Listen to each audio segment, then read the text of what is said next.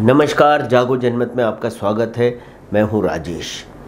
भारत के स्वास्थ्य और परिवार कल्याण मंत्रालय का कहना है कि कोरोना महामारी के दौरान इस बीमारी से पीड़ित 30% लोग डिप्रेशन यानी अवसाद का शिकार हुए हैं।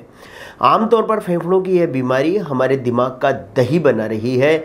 अभी तक तो हम यही जानते हैं, लेकिन जैसे जैसे इस बीमारी के बारे में और नए नए खुलासे होते जा रहे हैं, कई खतरनाक और चौंकाने वाली बातें हमारे सामने आती जा रही हैं। दिल के दौरे, लकवे के बाद अब पता चला है कि कोरोना रोगी और उनके परिजनों के दिमाग पर भी गहरा असर पड़ रहा है। वो अवसाद में आ रहे हैं। हालत इतनी बिगड़ गई है कि कई सारे लोगों को डॉक्टरों के पास इलाज कराना पड़ रहा है। कुछ लोग अस्पतालों में भर्ती भी हैं। कोरोना ने एक एक परिवार ही नहीं, एक एक व्यक्ति को हिलाकर रख दिया है। जिन लोगों के रोजगार चले गए और वे परेशान हैं, ये परेशानी जब लंबी समय तक रही तो मानसिक बीमारी का कारण बन गई।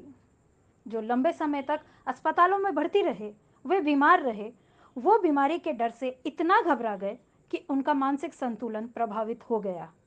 कोविड, सबसे पहले तो कोविड की वजह से परिजन काफ़ी डरे हुए रहते हैं। तो पहले तो ये है कि उनको ये हिम्मत देनी है मरीज और परिजन दोनों को कि कुछ नहीं होगा, मरीज ठीक होगा। डॉक्टर अपनी पूरी कोशिश कर रहा है और घबराए नहीं, बिल्कुल पैनिक नहीं लें। क्योंकि क्या होता है कि अगर आपने देखा हो तो जो अभी एक नई समस्या और आने लगी है कि थोड़े से हल्के फुल्के कोविड के लक्षण भी होने की वजह से मरीज इतना पैनिक है, उसको इतना डर लग रहा है कि वो तुरंत अस्पतालों की ओर दौड़ रहा है, जबकि उस मरीज को अस्पताल की कोई ज़रूरत नहीं है। वो घर में भी ठीक हो सकता है आराम से, और वो तुरंत अस्पताल की ओर दौड़ रहा है कि मुझे डॉक्टर बचा लेगा। उस पर अस्पताल पर अनावश्यक भार भी बढ़ रहा है। मरीज कहता है साहब, मरीज की किसी परिजन को इतनी चिंता हो जाती है कि उसको नींद नहीं आती है, मरीजों को नींद नहीं आ रही है, डिप्रेशन में जा रहे हैं घर वाले, मरीज, परिजन सब। तो उनको यही सलाह है कि ये घबराएं नहीं। सबसे पहला बीमारी से ठीक होने का सबसे पहला मूल मंत्र है हिम्मत रखें। खुद भी हिम्मत रखें और मरीज को भी हिम्मत दें। बिल्कुल डॉक्टर पर भरोसा रख के ठीक होगी। डॉक्टर बताते हैं, कोविड-19 के बारे में सूचनाओं की बाढ़ ने बड़े पैमाने पर आतंक फैलाया है। अब हालात ये हो गई है कि एक बार छींकने व खांसने पर भी लोगों को संक्रमण का अंदेशा होने लगता है। इसी तरह क्वारंटीन केंद्रों में रहने वालों को ये एक जेल की तरह लगता है।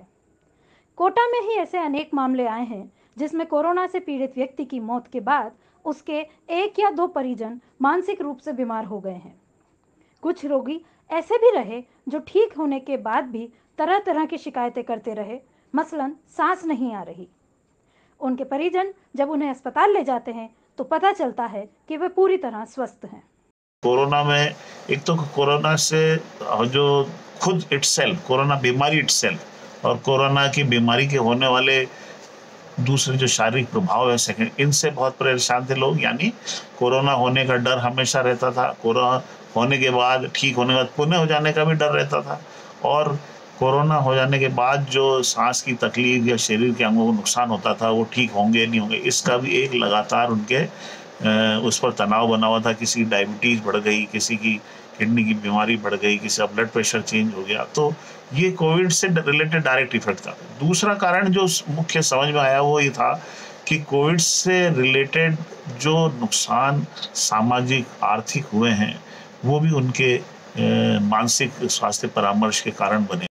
लॉकडाउन की वजह से बढ़ते मानसिक अवसाद ने अब वैज्ञानिकों, सरकारों और स्वास्थ्य विशेषज्ञों के सामने बड़ा सवाल खड़ा कर दिया है कि देश आखिर इस मानसिक स्वास्थ्य संकट से कैसे उभरेगा।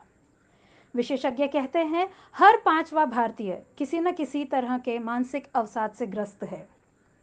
स्वास्थ्य मंत्रालय और mental health institute of neuroscience की गाइडलाइंस ने कोविड महामारी में मानसिक रूप से प्रभावित होने वाले लोगों के 3 समूहों का जिक्र किया है।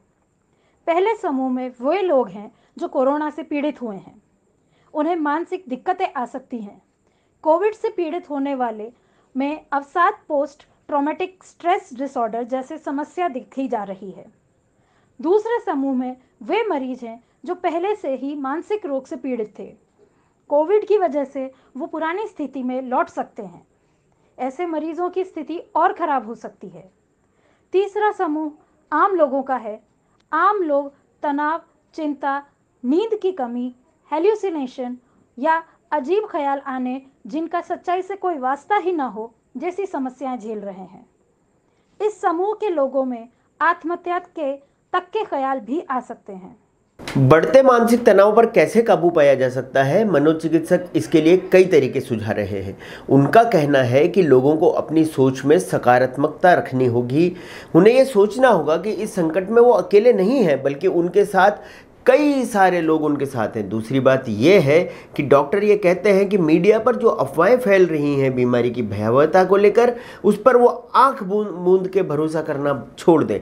किसी भी खबर पर भरोसा करने से पहले उसकी सच्चाई जरूर जांच लें। इसके साथ ही इस बीमारी के लक्षण देखकर गूगल पे इस बीमारी के लक्षण देखकर अपने शरीर से उसकी तुलना करना बंद करें। सीधे डॉक्टर के पास जाएं, जैसा डॉक्टर कहे उसी बात को माने, तो ये सारे तनावों से वो बच सकते हैं। जुड़े रहिए जागो जनमत के साथ। नमस्कार।